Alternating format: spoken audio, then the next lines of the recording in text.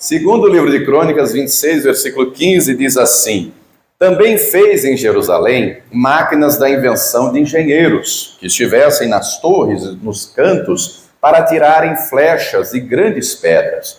E voou a sua fama até muito longe, porque foi maravilhosamente ajudado até que se tornou forte.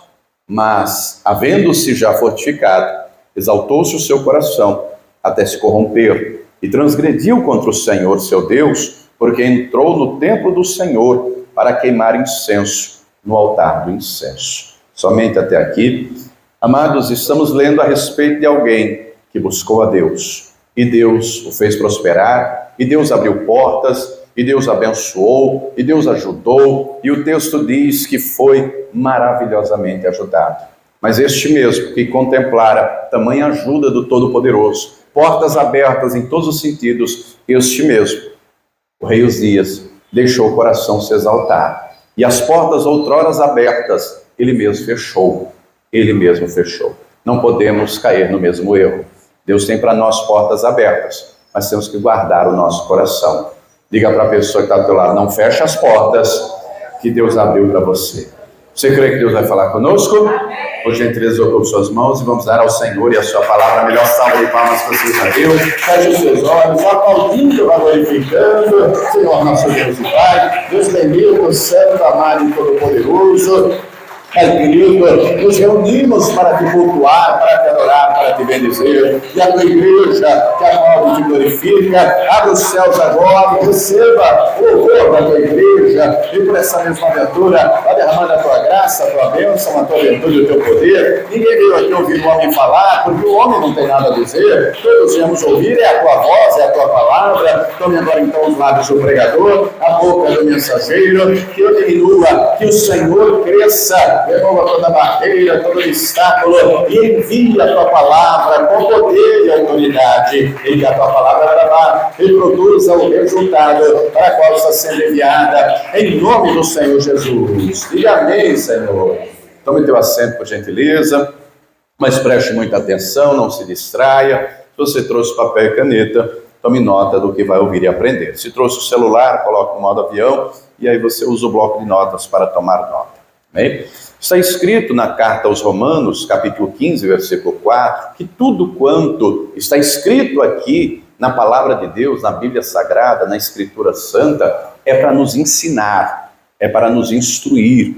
Está escrito, não é? 2 Timóteo 3,16, que toda a Escritura divinamente inspirada é para nos instruir, para nos ensinar, para nos corrigir.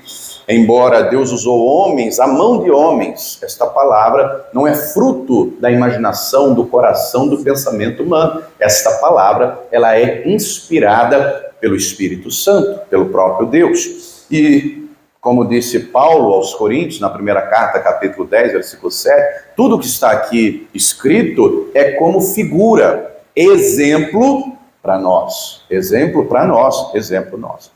E nós lemos aqui o texto e vamos analisar aqui o capítulo 26, a vida do rei Ezequias, um homem que vive num período de divisão do reino. Para você entender, eu vou fazer um resumo rápido da história. O primeiro rei de Israel, Saul, ele governa um pequeno território.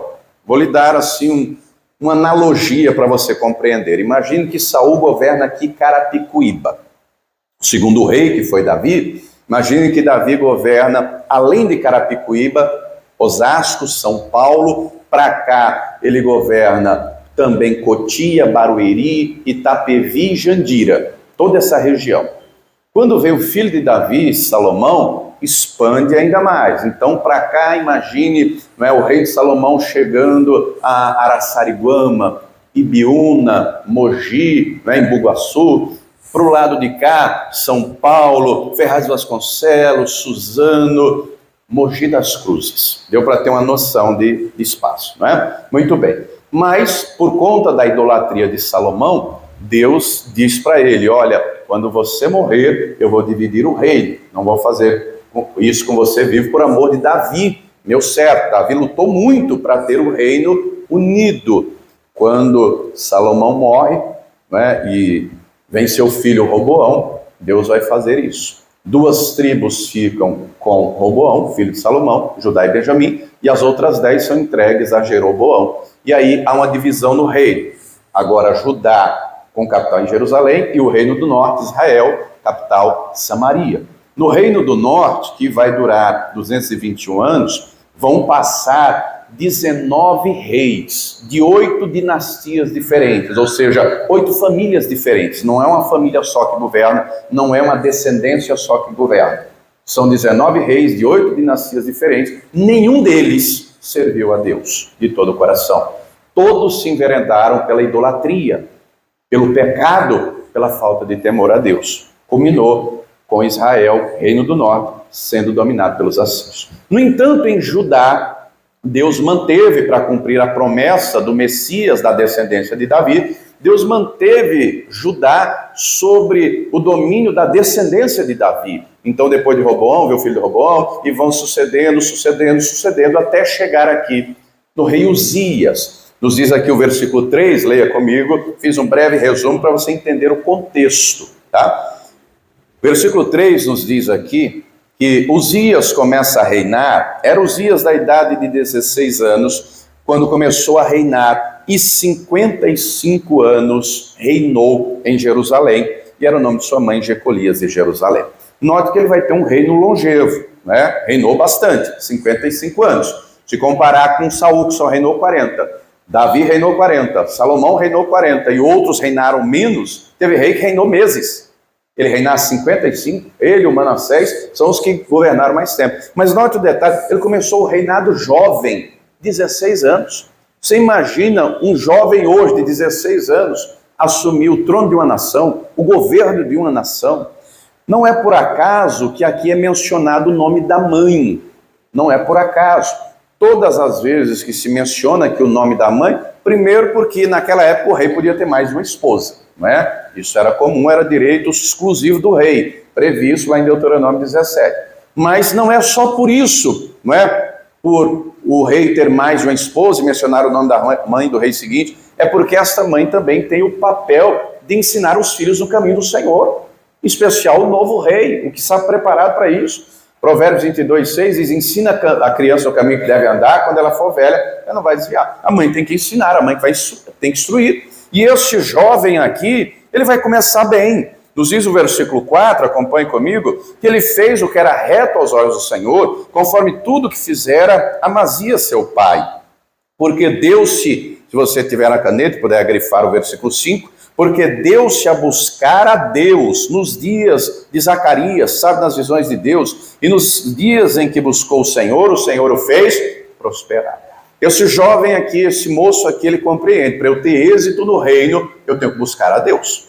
Eu tenho que colocar Deus em primeiro lugar. Preguei na quarta-feira, inclusive, falei muito a esse respeito, né? Citando o exemplo de Moisés e Davi e tantos outros, nós temos que buscar a Deus. Deus espera que o busquemos. É ordem, não é, através do profeta Isaías, buscar o Senhor enquanto se pode, achar e invocar enquanto está perto. Davi vai dizer, Salmo 27:8, quando tu me disseste, busca a minha face, o meu coração te disse a ti, o teu rosto, Senhor, eu buscarei.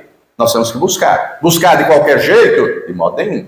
Deus usa Moisés, Deus usa Jeremias para dizer, buscar-me-eis e me achareis, quando me buscares de todo o vosso coração, com verdade, com sinceridade, com intensidade. Ele está fazendo isso. Ele tem aqui um homem de Deus, que é um parâmetro de fé para ele, não é Zacarias, é um profeta, ele tem visões de Deus, revelações de Deus, ele tem alguém para ser também ensinado, instruído, ele tem uma voz profética, e ele busca Deus.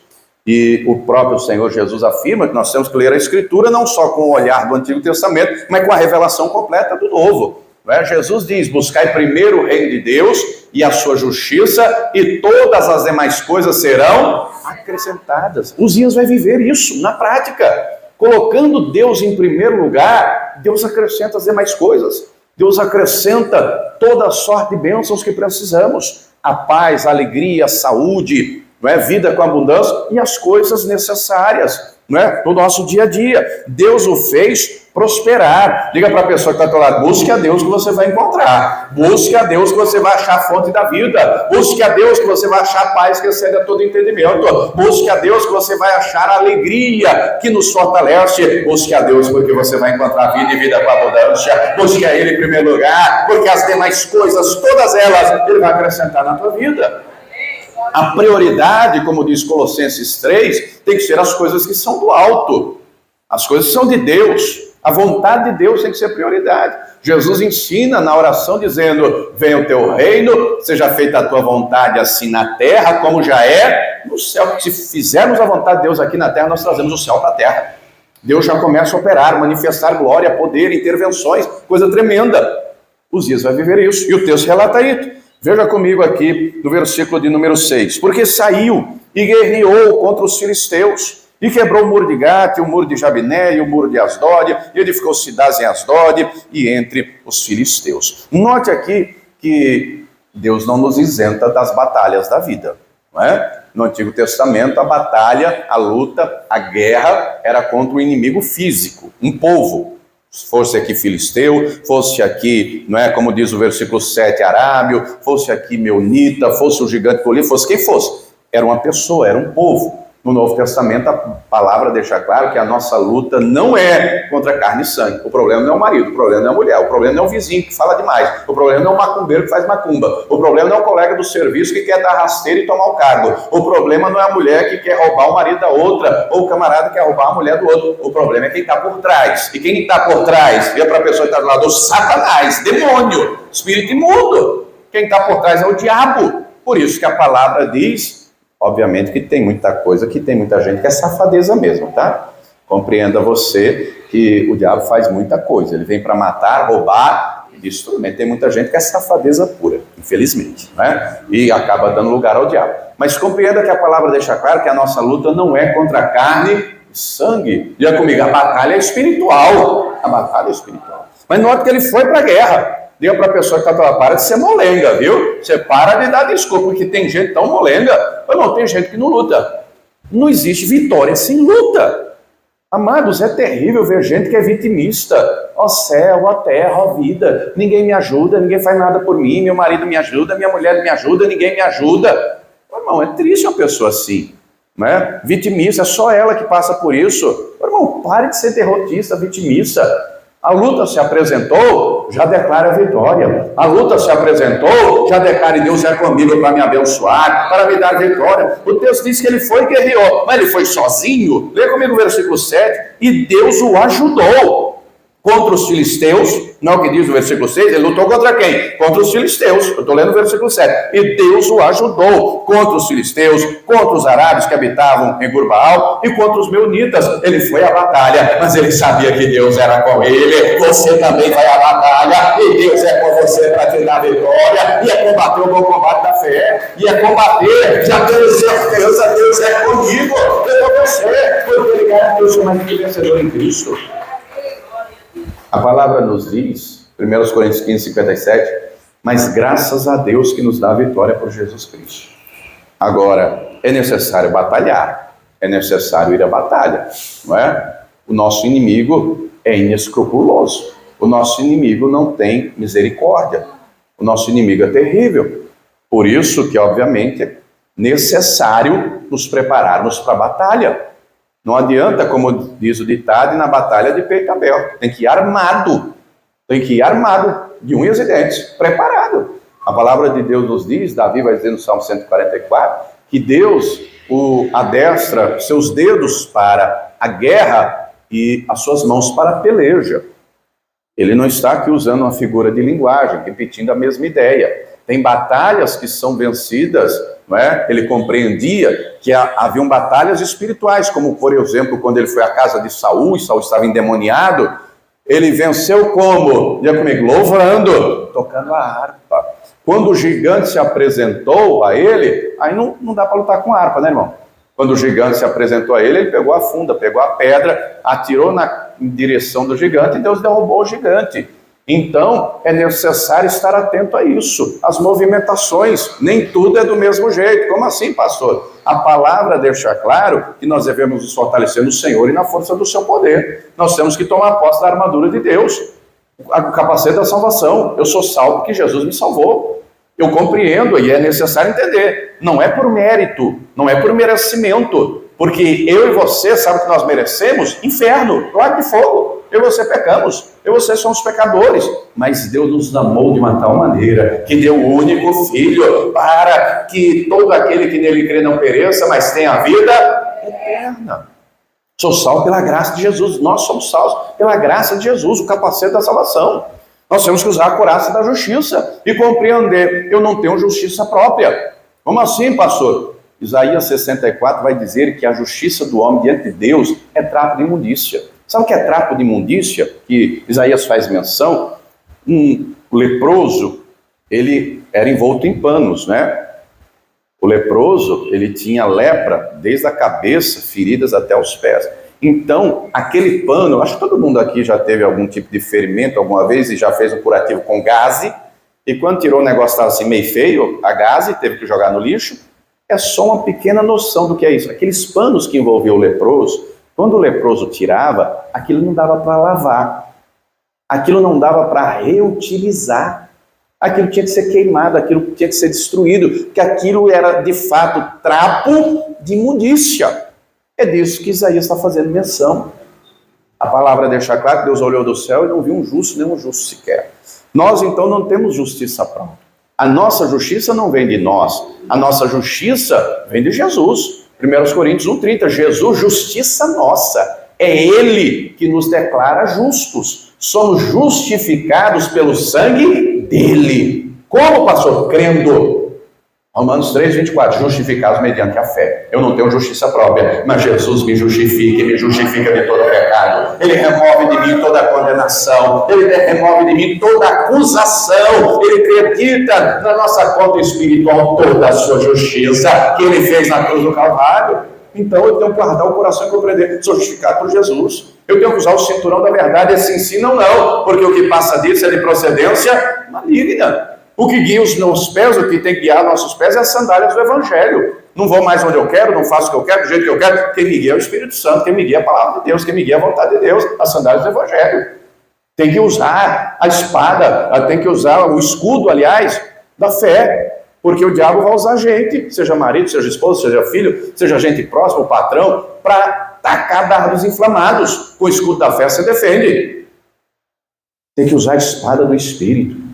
Está na luta, profetiza a vitória. Está na angústia, profetiza o socorro e o auxílio do Senhor. Encontramos na Escritura inteira, não é? A palavra deixando claro, como por exemplo, Salmo 54,4, o texto diz: eis que Deus é o meu ajudador. Não, o Senhor está com aqueles que me sustêm. Isaías, Hebreus 13,6, assim com confiança nós vamos dizer: o Senhor é o meu ajudador, não temerei o que me possa fazer o homem. Usa a espada da palavra. Com a espada ataque, com a espada defende. Declara a palavra, profetiza a palavra. Muito bem. Uzias então vai ser ajudado pelo Todo-Poderoso. Nos diz o versículo de número 8, e os amonitas foram mais inteligentes que os outros. Os amonitas deram presentes a Uzias. Os amonitas pensaram: se fizermos guerra nós vamos perder, é melhor fazer aliança. Deram presentes para não ter guerra, para não ter perdas, para não ter baixas. Mas o texto continua dizendo o seguinte: o seu renome, estou em 2 Crônicas 26,8, e o seu renome foi espalhado até a entrada do Egito, porque se fortificou altamente. Compreenda que a intenção do texto é mostrar que o nome de Uzias foi espalhado, ou seja, até a entrada do Egito, para os egípcios compreenderem. Não luta com ele não, que você vai perder. Amados, hoje, nos nossos dias, a maior potência do mundo, a nação mais rica, a nação que tem o maior exército, a mais preparada para qualquer tipo de guerra em qualquer parte do mundo, é os Estados Unidos da América. Mas outrora era o Egito, e quando eu digo outrora, há milênios atrás. O Egito, no início das civilizações, vai ser uma das primeiras nações a ser a maior potência do mundo. Durante séculos, o Egito era a nação mais próspera, era a nação mais rica, era a que tinha o maior exército. Nessa época aqui, o Egito não quis nem chegar perto do rei Uzias. Se você ler a história, no reinado de outros reis, de Judá também, como de Roboão, filho de Salomão. O rei Sisaque do Egito foi lá, entrou em Jerusalém, invadiu Jerusalém, foi na casa do Roboão, arrancou os escudos de ouro que Salomão tinha feito.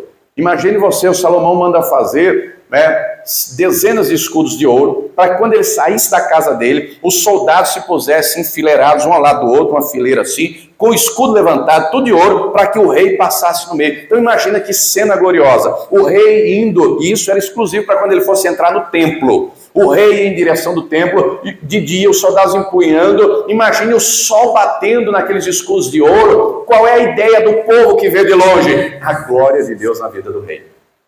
A ideia que transmite esses escudos de ouro era essa. O que o Roboão fez? Levar escudo de ouro? Faz de bronze, manda polir, tá bom. Quem vê de longe vai pensar que é ouro do mesmo jeito, vai ver luz do mesmo jeito. Rei do Egito entrou lá. Mas no tempo de Uzias aqui não entra não. Teve medo. Uzias tinha um exército forte. Nos diz o texto aqui, no versículo 9, quem está vivo ainda diga amém. Quem já dormiu diga amém. Glória a Jesus. Versículo 9. Também Uzias edificou torres em Jerusalém, a porta da esquina, a porta do vale, e aos ângulos, e as fortificou. Também edificou torres no deserto e cavou muitos poços, porque tinha muito gado, tanto nos vales como nas campinas, lavradores e vinhateiros, nos montes e nos campos férteis, porque era amigo da agricultura. Jerusalém era uma cidade murada, não é? Tinha muro em volta, o muro era para proteção, não só em Jerusalém, mas várias outras cidades, e havia umas portas, e ele vai edificar torres em cima do muro, torres de vigia, para ver o inimigo à distância. Ele vai fazer torres também lá no deserto. Ele vai cavar água, ele vai cavar poços também, porque ele quer água, não só para ele, mas para todo o povo. Porque onde tem água tem vida, onde tem água tem agricultura, tem plantação, tem animais, não é? Tem leite, tem lã, enfim, onde tem água tem vida. Ele manda cavar vários poços. Ele não quer somente ele prosperar, mas ele quer a nação prosperando. Quem está entendendo, diga glória a Deus. Até aqui ele não é uma pessoa egoísta, ele não pensa em si, ele pensa no outro também.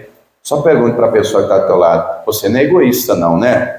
Ô, pastor, só não. Glória a Deus, que bom. A palavra deixa claro que quando o justo governa, o povo prospera.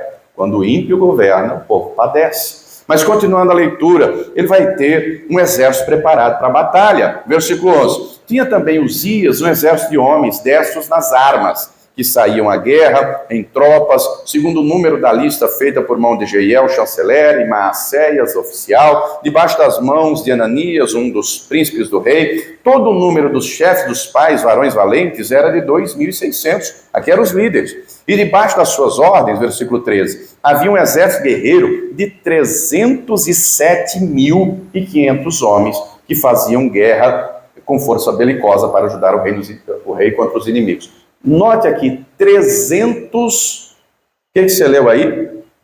Quantos homens o exército era, composto o exército de Uzias? 307 mil. Minha gente, ele não governa o reino inteiro, Judá e Israel, ele governa só Judá. Queridos, hoje, século 21, o nosso país, que é um continente, nós temos forças armadas com contingente de 200 mil homens. Hoje, Uzias viveu há 2.800 anos atrás. Ele tinha 307 mil. Para você ter uma ideia de geografia, Israel inteiro, o reino todo unificado, o território todo é menor do que o menor estado do Brasil, que é Sergipe. Ele não governou o reino todo, ele governou uma parte, maior, claro, mas uma parte só. Ele tinha 307 mil. Mas note que o texto diz aqui que ele investe no exército, versículo de número 14, e preparou-lhe Uzias para todo o exército escudos, lanças, capacetes, couraças, arcos e até fundas para atirarem pedras. Ele compreende, não é, como governante, que o exército tem que estar preparado, as forças armadas têm que estar preparadas. Trazendo para os nossos dias, eu acredito que você sabe que cada município tem uma guarda municipal. Carapicuíba tem um efetivo de 84 guardas. Barueri conta com 500 e poucos, um efetivo muito maior, não é? A guarda municipal só tem jurisdição dentro do município. Já a nível estadual, temos a polícia militar, que tem jurisdição no estado inteiro, e a polícia civil. Em âmbito federal, temos a Polícia Federal e temos também, por exemplo, a Força Nacional, além das Forças Armadas, como Exército, Marinha e Aeronáutica. Eu não sei você, mas eu já vi na televisão diversas vezes, falando, muitos militares, comandantes, falando que os bandidos têm armas melhores do que a própria polícia. Você já viu isso também ou não? Recentemente eu vi uma entrevista de um comandante do BOPE, do Rio de Janeiro, falando, porque lá as operações têm que ser com carro blindado, senão não entra, porque os traficantes têm equipamento que fura blindagem, eles têm armamento que fura, atravessa carro blindado. Eles falando, primeiro, não tem como entrar lá nos lugares sem carro blindado, que é recebida a bala. E que os bandidos, a bandidagem, tinha metralhadores, armas, equipamentos melhores que a dele. Compreenda que o rei Uzias compreendia que é necessário as Forças Armadas estarem bem equipadas. Diga para a pessoa que está do teu lado, você também tem que se equipar bem. Ô, pastor, misericórdia, para comprar arma? Não é para você comprar revólver de maneira nenhuma. É para você se armar com a espada do Espírito. É para você se armar com a armadura de Deus. Ô, querido, porque se o Senhor não vigiar a cidade, se o Senhor não guardar igual vigia o sentinela, se o Senhor não abençoar, ô, querido, quem nos guarda é Deus. Então use a armadura dele, use a espada do Espírito, que ele vai te guardar e ele vai te livrar. Mas o texto vai deixar claro, então, que Deus abençoe este homem. Versículo 15, onde começamos a mensagem. Também fez em Jerusalém máquinas de invenção. Olha que inspiração que Deus deu para este homem. Máquinas de invenção de engenheiros, que estivessem nas torres e nos cantos para tirarem flechas e grandes pedras. Amados, a história vai dizer, somente 300 anos depois disso aqui, que a catapulta vai ser conhecida de outros reinos. Uzias já tinha máquinas aqui de atirar grandes pedras, está falando de catapulta, aquela máquina que o Senhor e atira a pedra lá longe, flechas lá longe.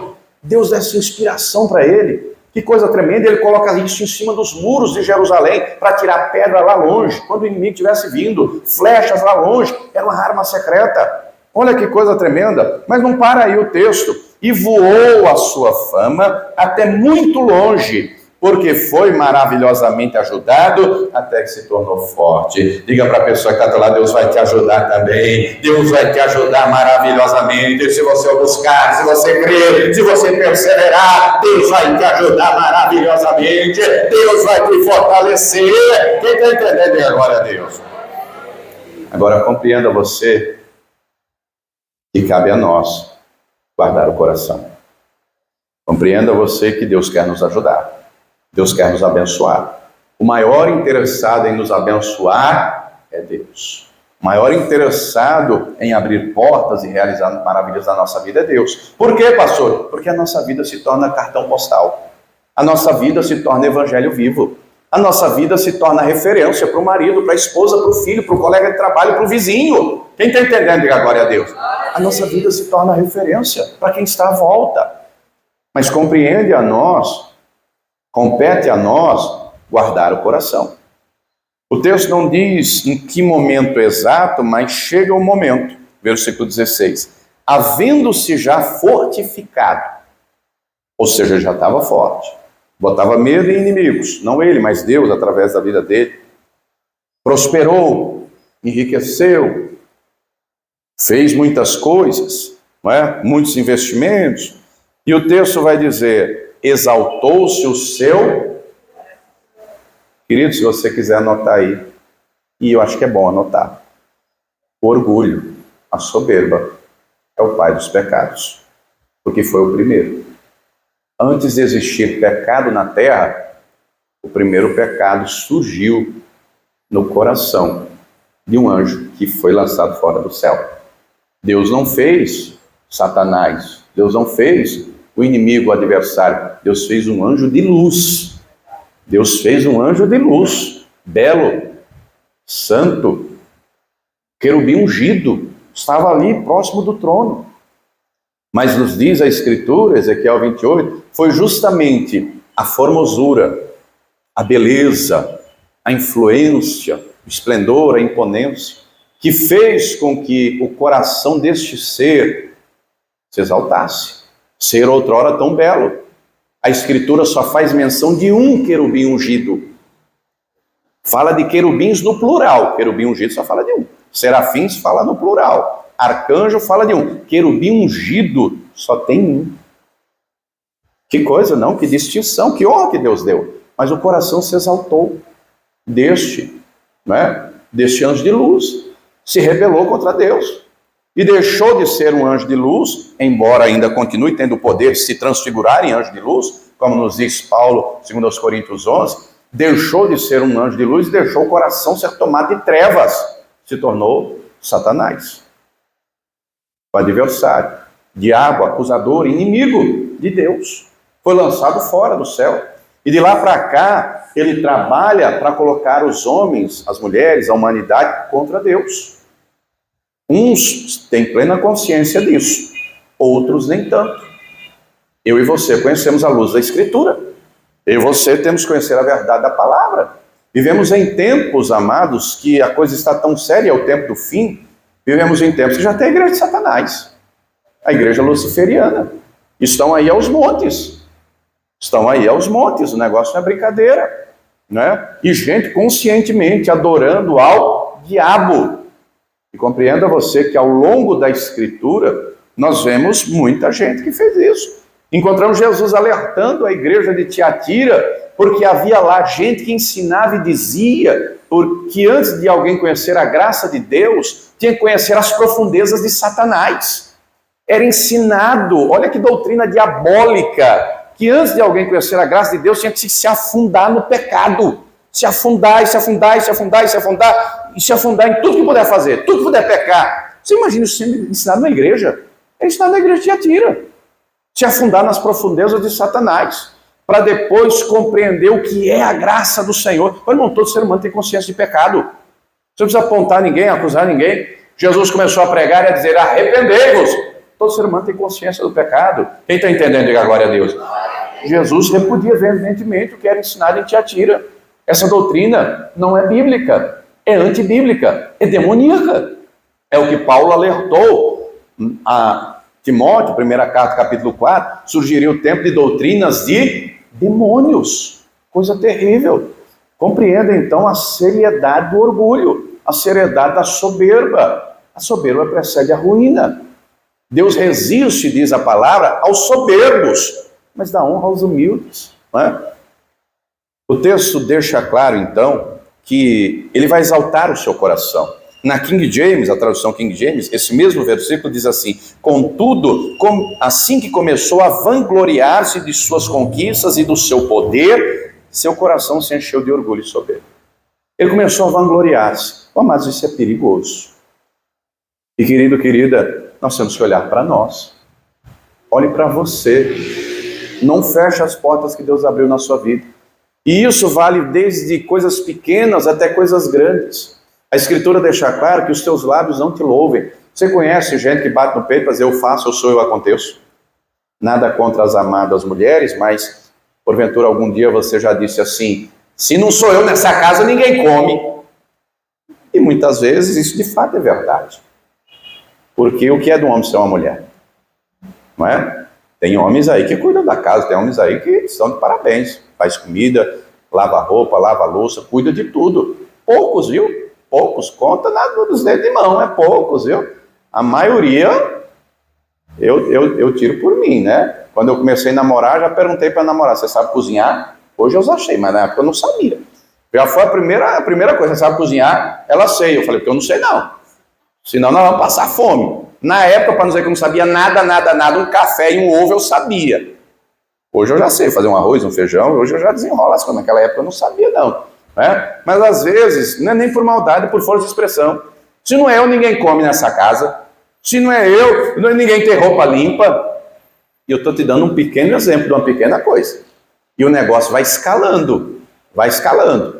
E aí a gente no serviço, se não é eu, essa firma não anda. Se não é eu, nessa igreja não tem culto. Se não é eu, o louvor não acontece. Pense você com você mesmo. Olhe você para o seu coração. Não é? O Senhor Jesus nos ensina a ser mansos e humildes de... Oh, querida, é tão lindo dizer, o difícil é viver.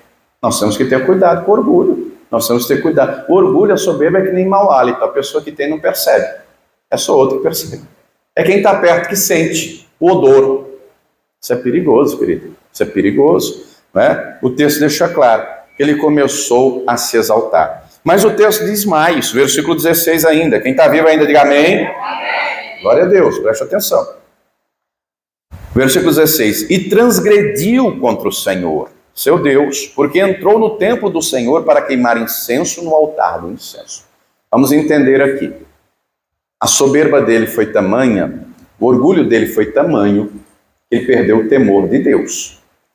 E o temor de Deus é o princípio da sabedoria.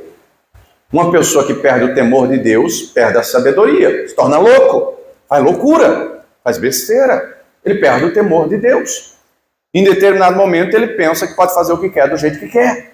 Ele pensa, eu posso entrar no templo, quem manda aqui sou eu, o rei aqui sou eu, a autoridade aqui sou eu. Houve um rei, séculos depois, né, um rei na França chamado Luís XIV, e ele fez uma declaração que custou a cabeça dele, literalmente. Ele vai dizer, o Estado sou eu, o Estado no sentido de governo, a lei sou eu. Os franceses decapitaram a cabeça de Luís XIV na guilhotina. Custou a cabeça dele, não é? Olha a tamanha soberba. Encontramos reis como, por exemplo, o rei Herodes, que vai trazer para si a glória que era de Deus, e morreu comido de bicho. Este aqui, Uzias, começou muito bem.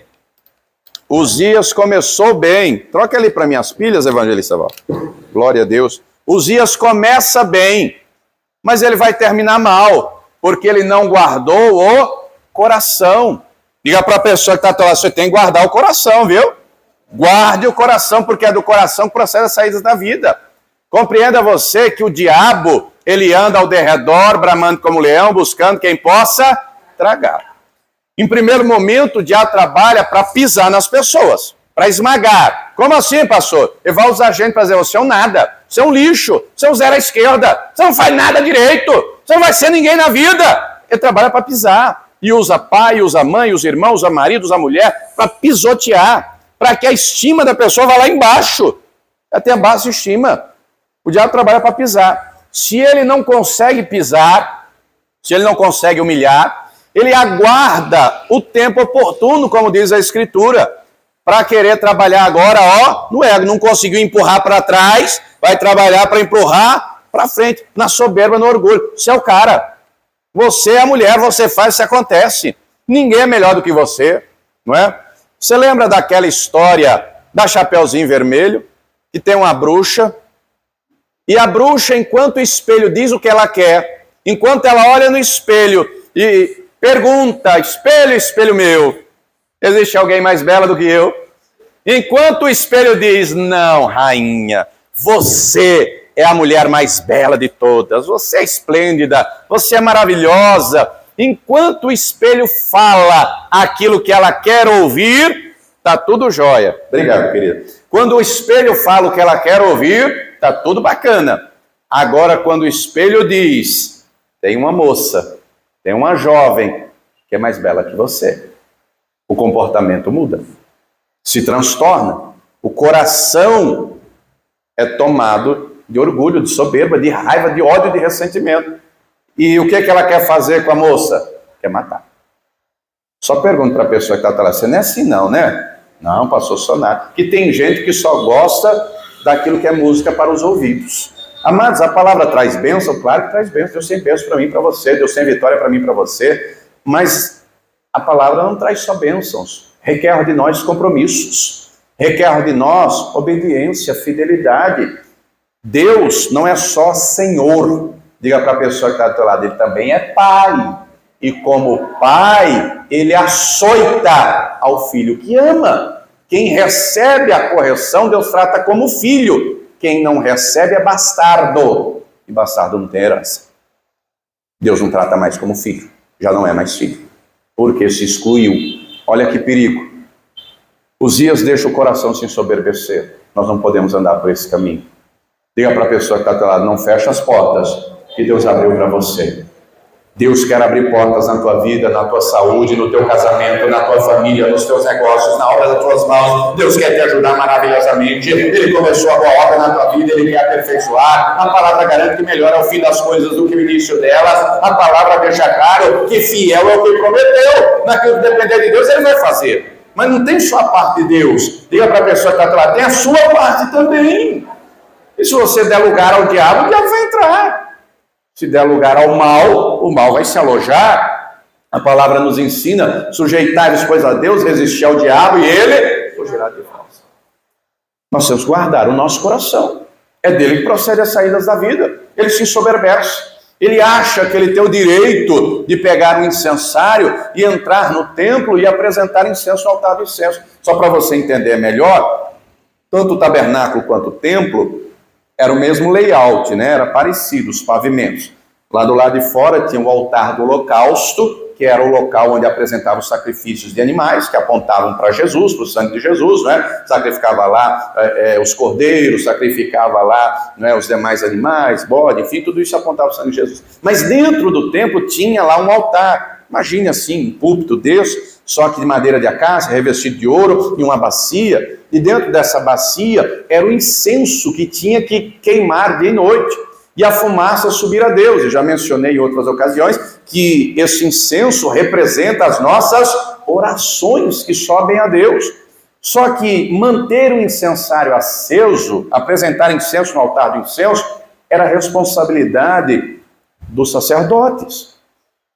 Se o coração de Uzias fosse com temor, com reverência, muito provavelmente não teria problema algum, porque Deus procura os verdadeiros adoradores. Encontramos o salmista dizendo, preguei recentemente outro dia, irei ao altar de Deus, do meu Deus, o Deus da minha salvação. É o que o salmista diz. Deus os quer no altar dele, mas não é de qualquer jeito, não. Mas não é de qualquer maneira, não. Diga comigo, é com coração limpo, é com coração puro, é com coração santificado. Não é com coração carregado de soberba, de orgulho, de pecado.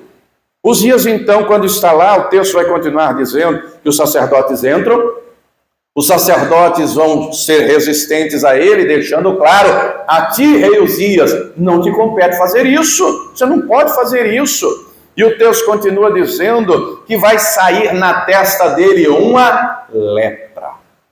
E a lepra que saiu na testa vai ser uma evidência externa da lepra que já estava no coração. O coração estava leproso. O coração deste homem estava doente. O coração deste homem estava tomado de pecado. Diga para a pessoa que está ao lado, é bom você guardar o teu coração. É bom você guardar. Compreenda você, se você buscar a Deus, andar na presença de Deus, buscar a Deus, Deus vai adiante de você, Deus vai ajudar você, Deus vai abençoar você. Enquanto buscar ao Senhor, Ele será conosco. Se o deixarmos, Ele nos deixa. Se o deixarmos, Ele nos deixa. Diga para a pessoa que está ao lado, não brinque com coisa séria, não. Não brinque, não vacile, tome cuidado. O rei Uzias, então, quando é tomado por lepra, os sacerdotes vão se apressar para tirá-lo, e o texto diz que ele mesmo vai se apressar em sair, e nos diz aqui o versículo 21, eu quero ler com você. Assim ficou leproso o rei Uzias. Até quando ele ficou leproso? Leia comigo. Até... Não, eu leio e você repete junto comigo. Assim ficou leproso. Com fé, o rei Uzias.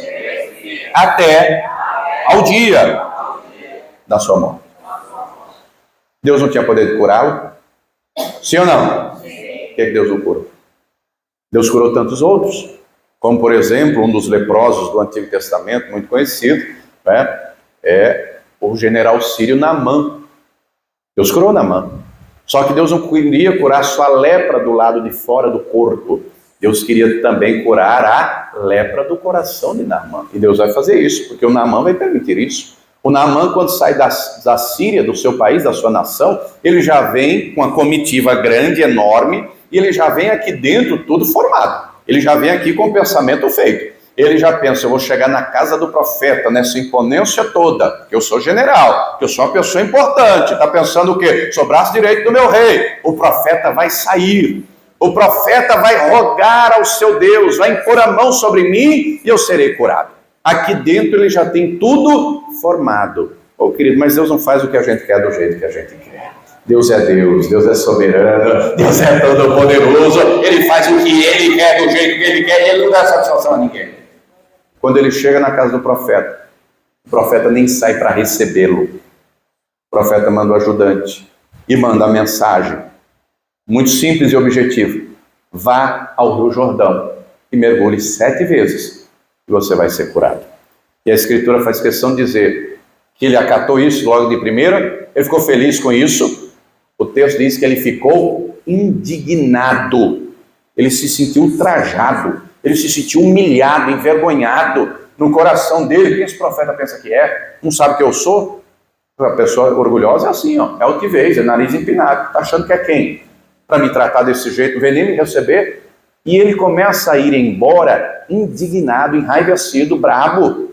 Ainda bem que ele trouxe uma caravana com ele. E no meio dessa caravana tem gente que gosta dele. Ele se sentiu humilhado também, não só pelo profeta não ter vindo falar com ele, mas pelo fato do profeta mandar ele ir no Jordão. O Jordão é um rio de água barrenta até hoje. Até hoje é um rio de água barrenta. Ele mesmo vai dizer, o próprio Naamã, mas lá na minha nação tem rios, Abana, Farpá, de água cristalina. Que humilhação, que vergonha. Mas alguém naquela comitiva vai dizer a ele, ô general, Naamã, se o profeta te pede algo difícil, você não ia fazer? Não é algo tão simples.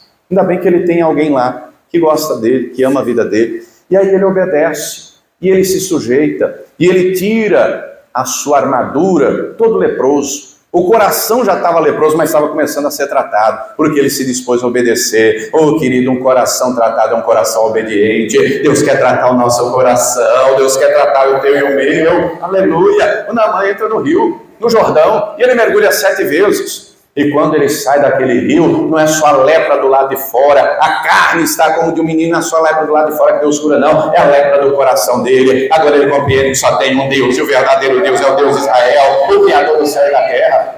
Ele vai dizer, Senhor, a Deus, me perdoe quando lá na Síria eu tiver que entrar no templo com o rei põe a mão no meu ombro, eu tenho que estar com ele, me perdoe por entrar no templo de Rimon, porque eu sei que Rimon não é mais Deus coisa nenhuma, Deus é o Senhor. Olha que coisa, ele leva uma carga de terra daquele lugar, para lá na casa dele, ele dobrar o joelho naquela terra, porque ele compreende, essa terra é terra santa, essa terra é terra escolhida pelo Todo-Poderoso. Deus curou, não foi só a lepra do lado de fora, Deus curou também a lepra do lado de dentro. Mas compreenda você, que Deus dá a cada um segundo as suas obras. Por que Deus não curou Uzias?